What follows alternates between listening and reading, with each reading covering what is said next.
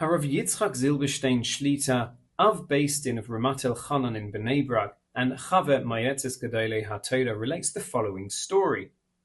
Ramat Gan is a town in Eretz Yisrael that is not known for its religious nature, and there are many as yet unaffiliated Jews living there.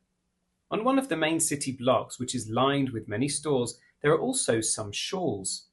Once, Shkia was fast approaching, and in a small shul they hadn't yet found a 10th man for their minyan to daven mincha. The gabbai of the shul decided to go outside and to try to find someone, even though he knew it might not be such a simple feat.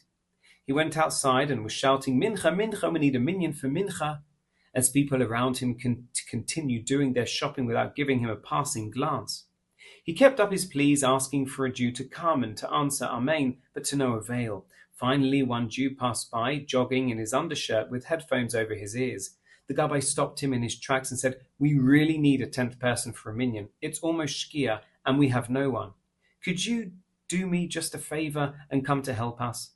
The man looked at him and said, "I haven't prayed in years, like since my bar mitzvah. But if you are asking me, I'm not going to say no."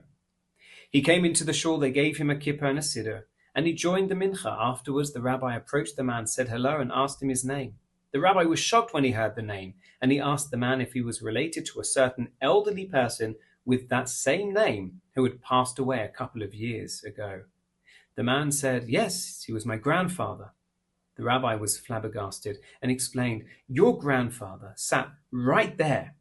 That was his spot in the shul. He always told us that he has a grandson who is very disconnected from Torah and mitzvahs. But Chazal tell us that no tefillah goes to waste. And it just depends on when you see the salvation." He kept on davening, and when he made a Misha Berach, he always mentioned your name and daven that you should return. Look what's happened. Years later, the gabbai was outside for a long time screaming mincha, but nobody came. You agreed to come to complete a minyan in the shul where your grandfather davened for you to come back to Yiddishkeit. The jogger was so inspired and felt so warmed and so connected to his grandfather that he decided to come and join the minyan on a regular basis. One thing led to the next, and this person is now a frum Yid who sits specifically in the same seat as his grandfather sat in shul just a few years ago, as related by Rav Yaakov Fahimi.